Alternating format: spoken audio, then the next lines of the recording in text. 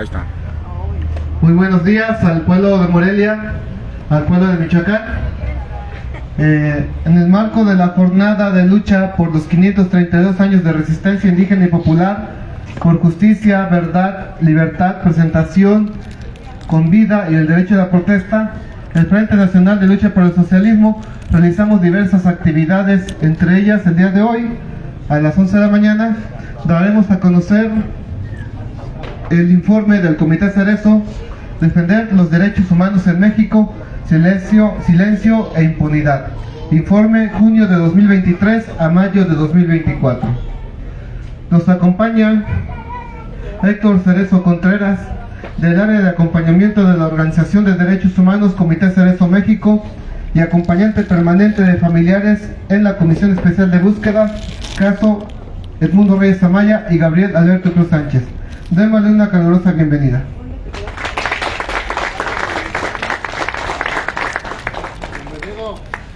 Para los presentes, el Comité Cerezo surge el 13 de agosto de 2001 a raíz de la detención arbitraria, tortura y prisión de los hermanos Alejandro, Héctor y Antonio Cerezo Contreras y coacusados Pablo Alvarado Flores y otra persona en penales de alta seguridad en México.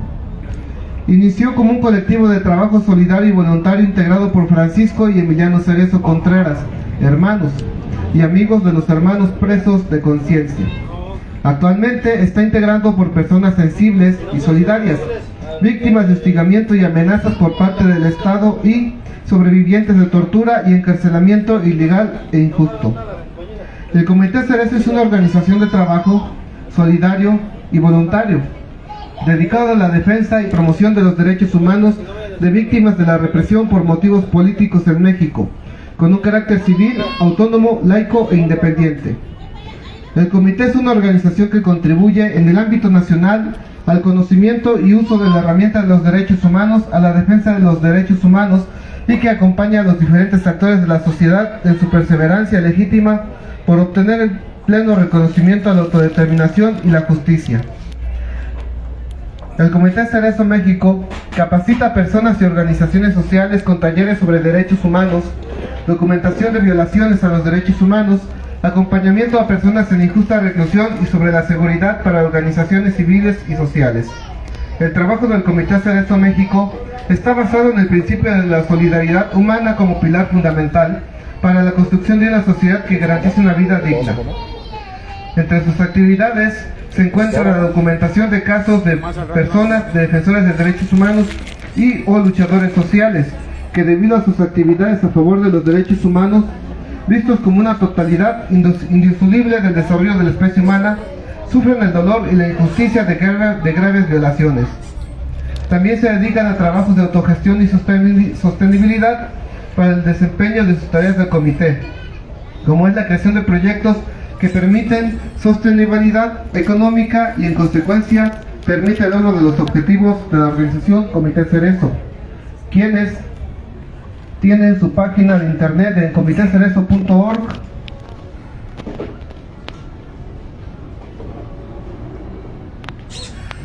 comitecerezo.org. Esta es la reseña histórica del Comité Cerezo México y, reiterando, nos acompaña Héctor Cerezo Contreras, a quien se le dará en estos momentos el uso de la palabra para presentar el informe Defender los Derechos Humanos en México, silencio e impunidad, informe junio de 2023 a mayo de 2024.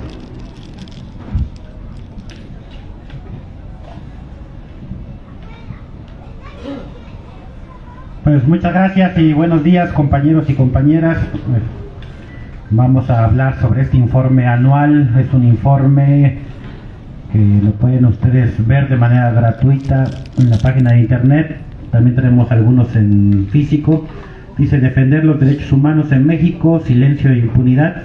Este es un informe que abarca junio de 2023 a mayo de 2024. Es un informe anual. Y es un informe que ya llevamos 13 años, año con año sacándolo, imprimiéndolo.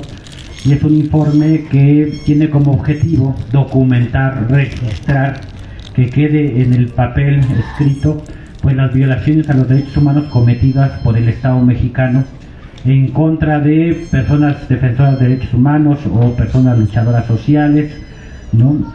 Que por su labor de lucha, por su labor de defensa, ya sea del agua, del territorio, de la tierra, o laboral, o el derecho a la protesta, a la manifestación, han sido perseguidos, judicializados o incluso presos o ejecutados o desaparecidos. Entonces, en este informe de violaciones a derechos humanos, ustedes pueden encontrar cuántas personas en México han sufrido este tipo de represión política por su labor de lucha social. Entonces, es un informe que no va a abarcar todos los homicidios, todas las desgracias que suceden en el país, simplemente está acotado a registrar lo que le está pasando a aquellas personas que están luchando en los diferentes estados del país. Y es un informe anual, pero que nos permite comparar cifras desde Calderón, luego Peña Nieto y hoy el gobierno, pues que ya acaba de terminar, de Obrador, ¿no? Ya casi cubre los 3 sexenios. Este informe se queda a 3 meses de que acabara el sexenio de Obrador. En el próximo informe vendrán esos 3 meses más los meses de la presidenta Claudia Sheinbaum, ¿no? Entonces, ese es un informe que nos da datos y nos permite analizar cómo está la situación del país, en particular respecto a la represión por motivos políticos. Y una de las características de este informe, y le pusimos silencio e impunidad, porque hay una característica del sexenio generalizada de ocultar las graves violaciones a derechos humanos, ¿no? Por un lado, reconocer que se cometieron, ellos dicen, solamente en el pasado, pero las que se cometen en ese sexenio que acaba de pasar, pues simplemente se ocultan, no se omiten, no se dicen, no se pronuncian. Y cuando pues es tan evidente que sale a la luz pública esas violaciones, lo que hacen es generar todo un proceso para garantizar impunidad a los perpetradores, o sea, la no investigación, el no castigo a los responsables de las violaciones a derechos humanos de este sexenio que acaba de pasar, pero también garantizar la impunidad de sexenios anteriores, ¿no? Y por eso nosotros decimos que marca ese silencio e impunidad y una política también de simulación, que simula atender, que incluso llega a escucharte, pero no llega a resolver las demandas de las diferentes organizaciones, movimientos o pueblos, ¿no? Y vámonos con los datos duros para luego regresar un poquito al análisis de lo que está pasando. Aquí este informe comprende cuatro partes. La primera parte le llamamos violaciones a derechos humanos, a luchadores sociales, violaciones menores. ¿Qué quiere decir esto? Pues hostigamiento, seguimiento, amenazas, desalojo, despojo, la criminalización, la estigmatización, etcétera. Y luego viene otro apartado que es detenciones arbitrarias. Todas aquellas personas que por luchar han sido detenidas de manera arbitraria. Algunos todavía permanecen en prisión, la gran mayoría por lo regular los detienen, a la gran mayoría les pegan o los torturan y después los liberan. Y el tercer apartado es de ejecuciones extrajudiciales. ¿Cuántas ejecuciones extrajudiciales ha habido en un año contra luchadores sociales en el país? Y el cuarto bloque son cuántas personas de estas personas que luchan han sido víctimas de desaparición forzada. Son esas grandes 4 grupos de violaciones a derechos humanos que abarca este informe, y en el informe ustedes pueden también leer con las definiciones, ¿no? En cada capítulo empieza en qué es una detención arbitraria, viene la definición, es una detención pues ilegal por parte de las fuerzas del Estado, ya sea municipal, estatal, federal, ejército, guardia nacional, que sin una razón legal pues arresta o se lleva a una persona acusándolas de X delitos, pero cuando es una razón política, es efectivamente por protestar, ¿no? La ejecución extrajudicial es una grave violación, es cuando cualquier funcionario del Estado pues mata a una persona, se llama ejecución extrajudicial. ¿Y por qué ese nombre de ejecución extrajudicial? Bueno, pues es un término internacional porque hay algunos países en el mundo donde la ejecución es legal, como en Estados Unidos, ¿no? En varios estados de la República, varios estados de la Unión Americana es legal la ejecución, la pena de muerte. Entonces, por eso aquí en México no es legal la pena de muerte, pero cuando un funcionario mata a una persona se llama que cometió una ejecución extrajudicial, que es una grave violación a derechos humanos, que por cierto los compañeros de Oaxaca acaban de lograr este año que sobre todo las víctimas de una comunidad que se llama Nochistlán en Oaxaca, en la cual hubo una fuerte represión, 17 pues campesinos comuneros fueron ejecutados por en ese entonces la Policía Federal junto con Ejército, Policía Estatal. Ellos, los familiares, las organizaciones, la comunidad hicieron una lucha y hoy Oaxaca reconoció, gracias a esa lucha, el delito de ejecución extrajudicial en la legislación del estado de Oaxaca, ¿no? Es el único estado de la República y el primero que reconoce la ejecución extrajudicial como un delito que se debe penar con 60 años de cárcel porque lo cometen pues las autoridades, ¿no? Y también viene la definición de desaparición forzada. Recuerden que para clasificar una desaparición como desaparición forzada tiene que recurrir o tiene que tener 3 elementos principales. No toda desaparición es una desaparición forzada. Y la desaparición forzada tiene que ver, el primer elemento es que se lleven a una persona, ya sea de manera legal o de manera ilegal, eso no importa.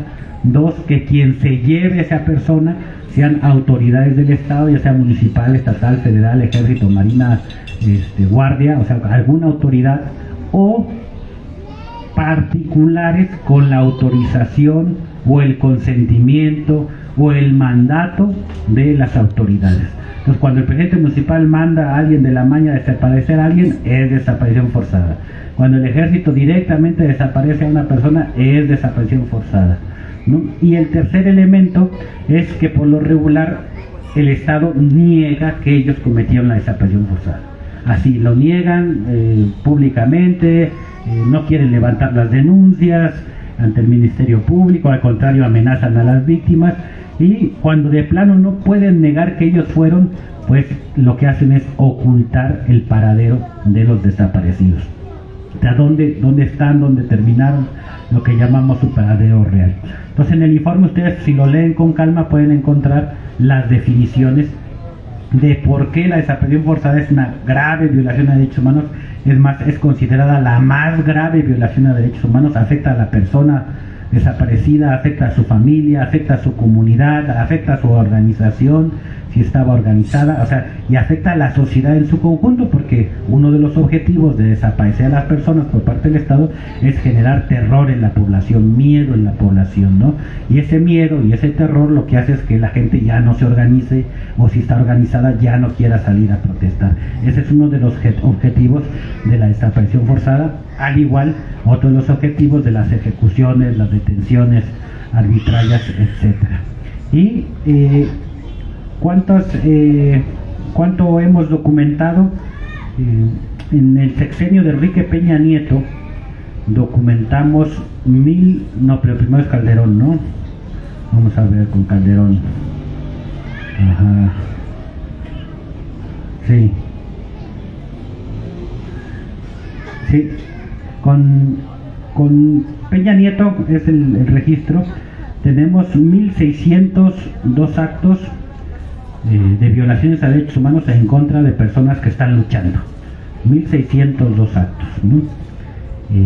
Con AMLO registramos hasta hace 3 meses 593 actos de violaciones a derechos humanos en contra de personas que están luchando, comunidades u organizaciones.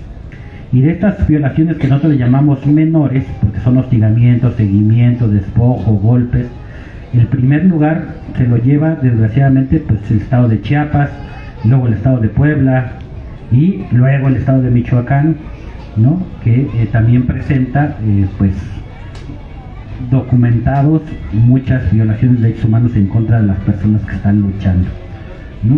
Y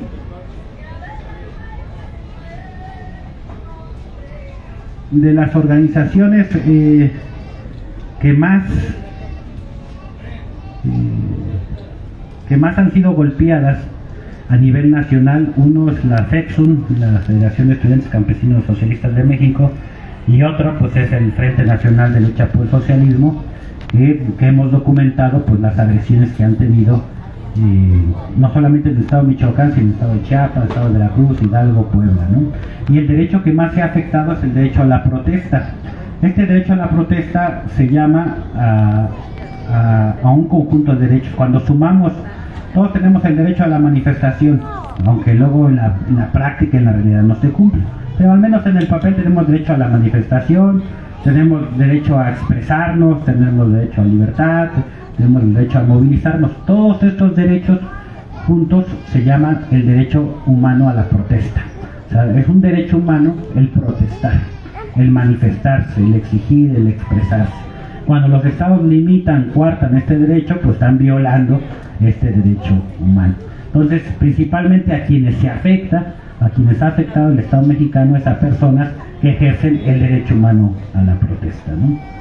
Y en el estado de Michoacán, pues tenemos este año el caso de Leobardo Reyes Mesa, registrado como un acto de hostigamiento y criminalización el 20 de septiembre del 2023, cuando le reclasificaron el delito, ¿no? Recuerden que estuvo preso, gracias a la lucha salió libre, y una vez que estuvo libre le cambiaron el nombre al delito, o sea, le cambiaron por otro delito, o sea, le reclasificaron para poder volver a dictarle orden de aprehensión e incluso sentencia de 16 años de cárcel. También registramos aquí en el estado de Michoacán la represión que se dio a la secundaria popular Felipe Carrillo Puerto, ¿no? Incluso que parte de las organizaciones, el frente mismo se solidarizó, estuvo en la secundaria apoyando para que no fuera desalojada por parte del gobierno estatal. Y la otra también que documentamos aquí en Michoacán, pues es los hechos de la comunidad indígena de Santa Fe de la Laguna, el 30 de mayo de 2024, cuando pues grupos paramilitares fueron a tirar balazos, agredieron, hirieron a un guardia comunal ahí en Santa Fe de la Laguna.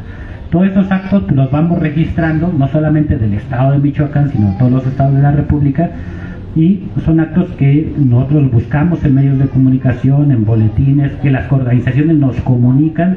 Entonces siempre les decimos que pues no, en el informe no viene todo lo que pasa, es decir, sería imposible, no nos alcanzaría la vida para registrar absolutamente todo.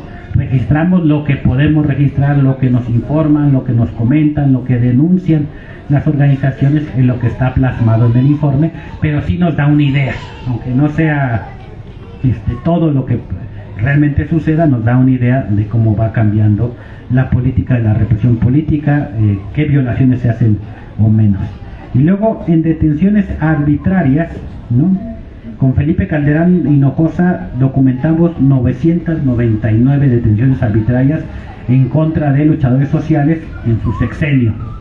Y luego con Enrique Peña Nieto documentamos 2.959 detenciones arbitrarias, ¿no? Es ya casi 3.000 en 6 años. Y con AMLO registramos hasta antes de estos 3 meses que no hemos documentado 1.564 detenciones arbitrarias, menos que con Enrique Peña Nieto, pero mucho más que con Felipe Calderón Hinojosa. De esas detenciones arbitrarias de este último año solamente registramos o hay registradas 180 detenciones arbitrarias de junio del 2023 a mayo del 2024, y de esas 180 personas que fueron detenidas de manera arbitraria por estar luchando, 11 personas de ellas siguen actualmente presas, ¿no? Ese es el dato que tenemos. Y bueno, este año se llevó la medalla al más reprimido el estado de Oaxaca, luego el estado de Guerrero, el estado de Querétaro, Chiapas, ¿no? Y así se van diferentes estados. Pueden ustedes encontrar en el informe los mapas, las estadísticas, las tablas, qué estado, qué comunidad, qué persona, qué organización fue víctima de represión y en qué fecha, ¿no? También documentamos quiénes son los autores de estas represiones.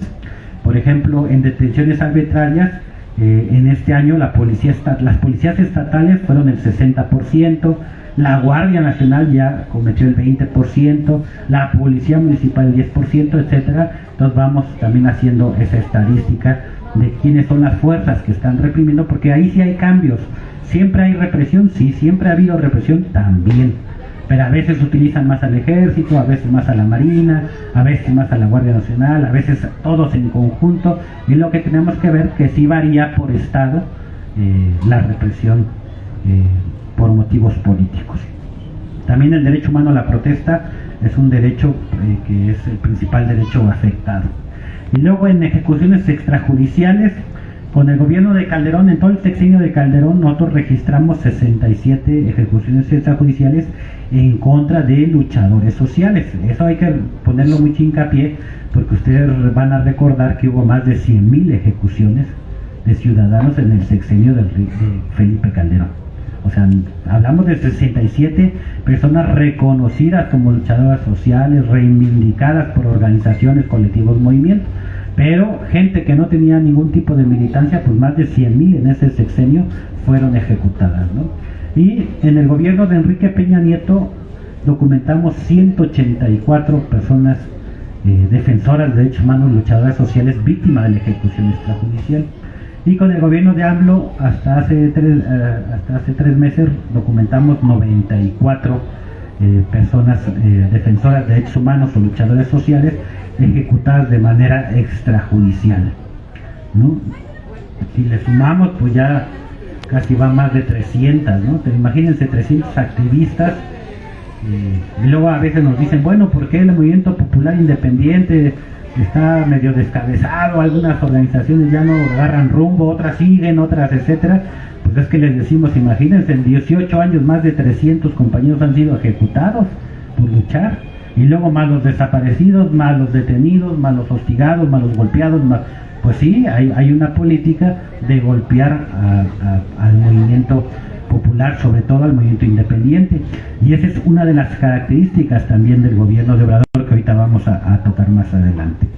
Y luego en estas de ejecución extrajudicial, Oaxaca se llevó el premio al más estado reprimido, ¿no?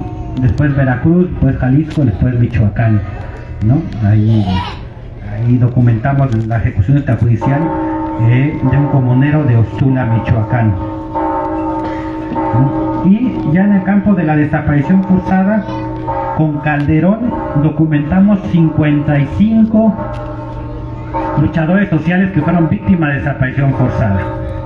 Con Enrique Peña Nieto documentamos 111 personas ejecutadas de manera extrajudicial por luchar.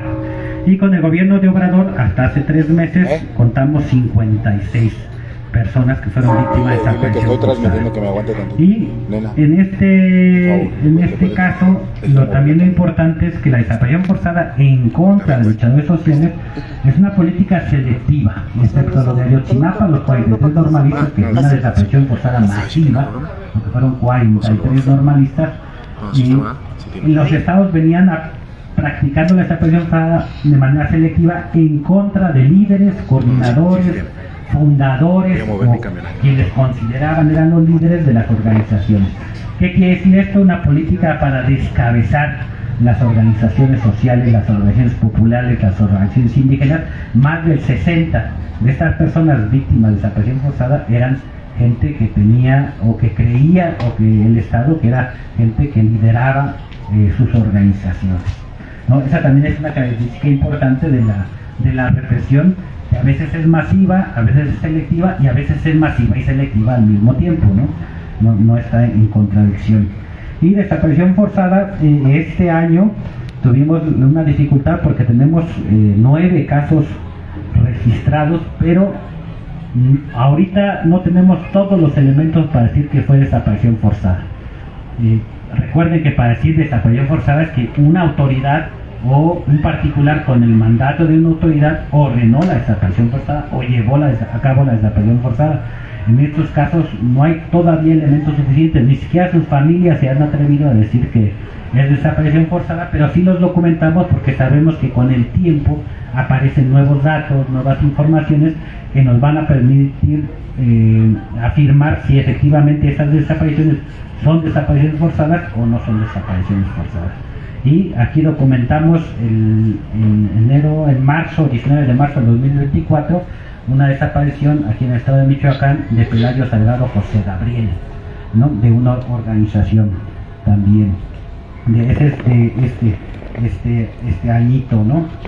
Y eso es lo que ustedes van a encontrar con los datos, con una manera ya más clara en el informe escrito. Es un informe que lo pueden conseguir también de manera gratuita en internet, Y otro de los aspectos importantes que hacemos, que señalamos en el informe, es que desgraciadamente se ha mantenido una política, aparte del silencio y la impunidad, una política de militarización de los territorios y de la vida social, y esto ya se refleja hoy en día pues, con la subordinación de manera legal, porque ya existía, de la Guardia Nacional pues a la Sedena, los mandos militares, e incluso que quedan bajo la jurisdicción militar los miembros de la Guardia Nacional, no sobre la jurisdicción civil, como deberían que ser mientras realicen labores de seguridad pública, ¿no?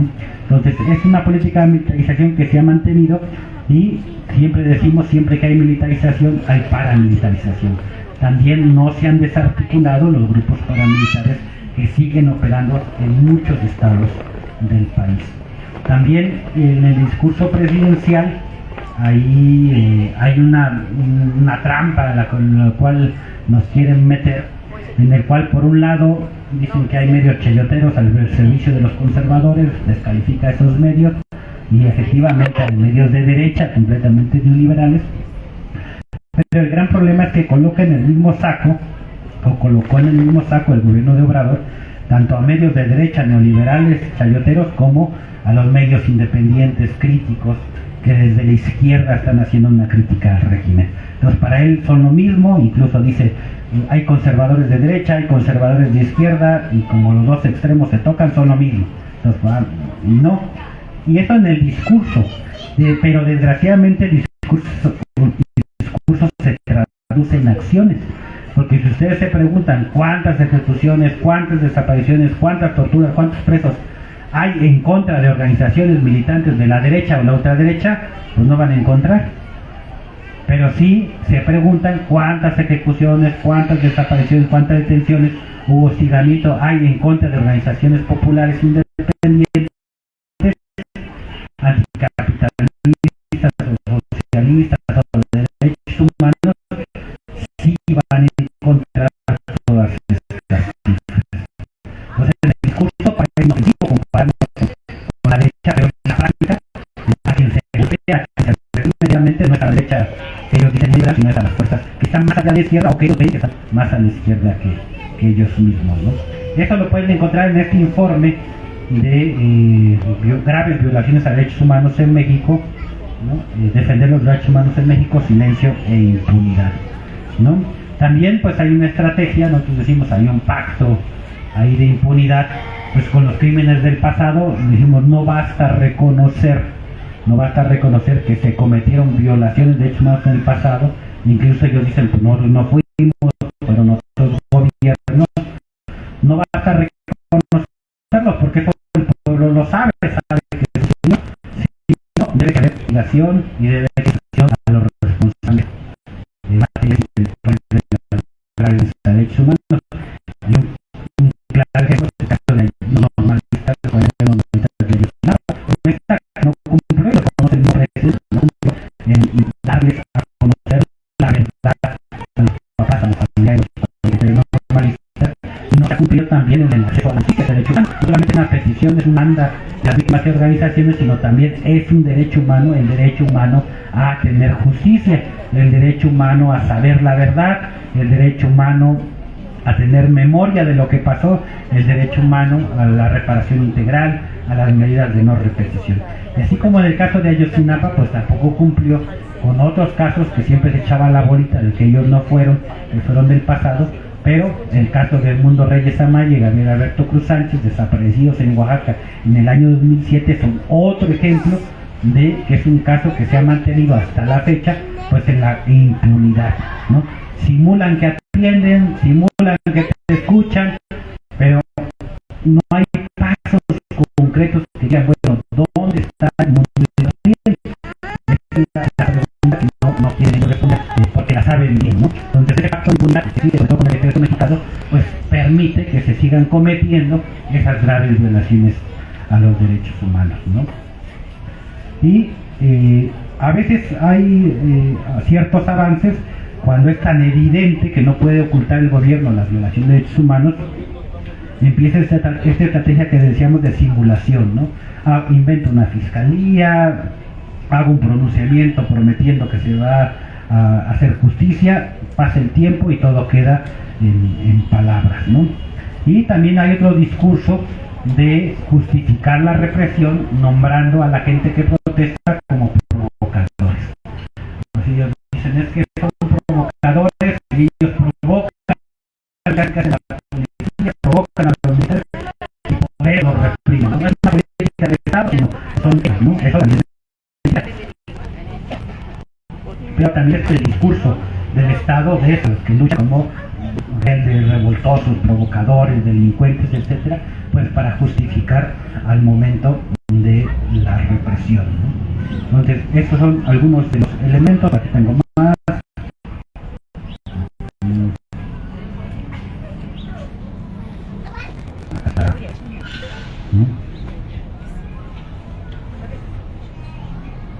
Bien, ahora bien, ya en términos generales, haciendo un balance como del sexenio, podemos decir que comparado a Enrique Peña Nieto, bajaron la estadística de las graves violaciones a derechos humanos respecto a desaparición forzada, ejecución, detención arbitraria. Pero esto no quiere decir que no existan ni que el número no sea alarmante. Por ejemplo, superó en todas las estadísticas al gobierno de Felipe Calderón Hinojosa. No, es que también comprender que es difícil ganarle a Enrique Peña Nieto, ¿no? A nivel de represión, ese sí le gustaba pegarle a todo mundo y a cada rato, ¿no? Este gobierno, si bien hay una disminución de manera estadística, no quiere decir que estemos mejor que antes del 2007, ¿no? Tampoco. Entonces nosotros decimos, las formas de represión cambian y se complementan, ¿no? Ahora, ¿cuál es el complemento de ahora? Ahora, hay represión, sí, pero también hay programas sociales amplios y masivos, y es lo que tenemos que analizar, ¿no? Cómo la represión va cambiando, va evolucionando,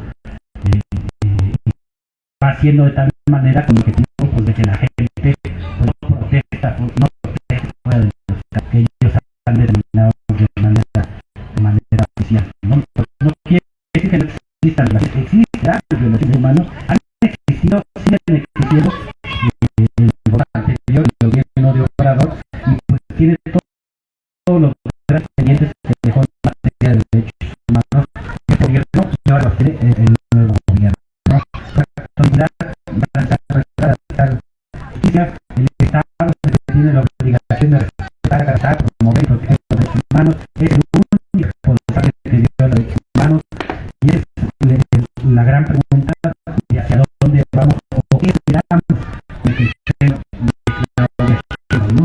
Se va a profundizar la parte como llaman, se va a construir el segundo piso como ellos llaman, o va a haber como el café, ¿no? Para atacar, ¿no? Eso lo vamos a ver ya estadísticamente en nuestro informe, pero nosotros tenemos desde el informe que creemos que va atrás.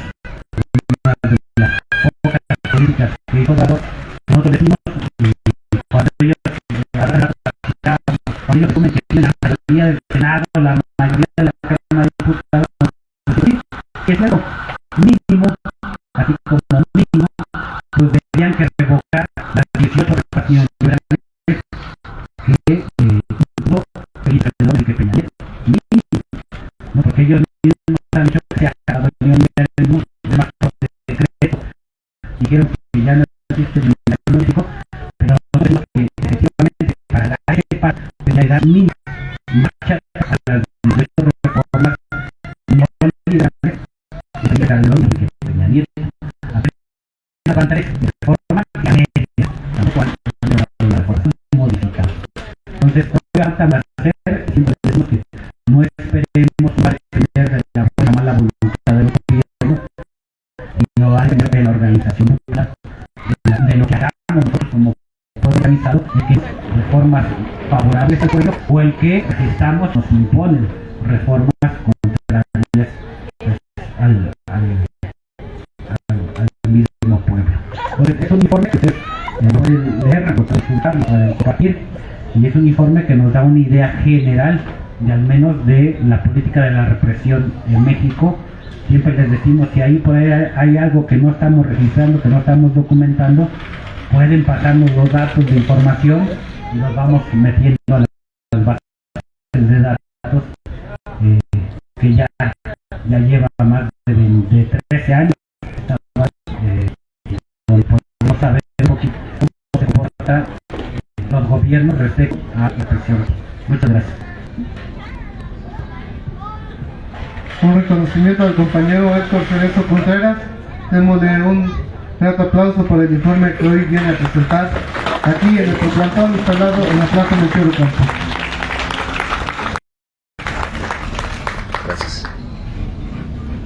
Como parte de las que podemos obtener a raíz de la presentación del dicho informe, una es muy clara, que la represión persiste, independientemente de quién se encuentre en el poder. Es Andrés Manuel López Obrador, que existe la represión en contra de todo el conjunto del gobierno pendiente, e incluso también en cuanto a la los derechos humanos, recordar que no solamente estas se tienen víctimas directas, sino que también hay víctimas indirectas. Por ejemplo, el caso de los Islam no solamente se asesinó antes de las protestas contra la reforma educativa de Peña Nieto, que ese fue el motivo de las protestas en ese poblado, y que el gobierno federal y el gobierno de Oaxaca decidieron reprimir. También dentro de las víctimas de los ejecutados está toda una población donde se implementa precisamente el pueblo se organiza. Por lo tanto, el gobierno también con este tipo de acción popular es ilegítimo. Si tuviera un gobierno de legitimidad y fuera un gobierno de carácter popular, que gobernara de acuerdo a los intereses del pueblo, no habría necesidad de protestar. Y sin embargo, como es lo contrario, la protesta surge precisamente de la necesidad de la población, de las injusticias, de la pobreza, de la corrupción y la opresión y la miseria. En donde, bueno, como ya está claro de comentar, Oaxaca, Guerrero, Chiapas, Veracruz, entre otros lados también, donde persiste la pobreza y la miseria, es donde más también se van reflejadas las violaciones a los derechos humanos, que en otras partes se trata de maquillar. La característica de estos gobiernos de Morena es que se trata precisamente de ocultar que hay violaciones a los derechos humanos, que es una práctica que ya existe, y por ello se censura el caso de la represión, que también es de diferentes maneras, no solamente es con los golpes, con las balas, hay diferentes formas de represión también, ya que el objetivo fundamental es callar toda voz de descontento e impedir que el pueblo se manifiesta. En el caso del maestro Leonardo de Mesa, la forma de repente, ya que por medios judiciales de los delitos, así también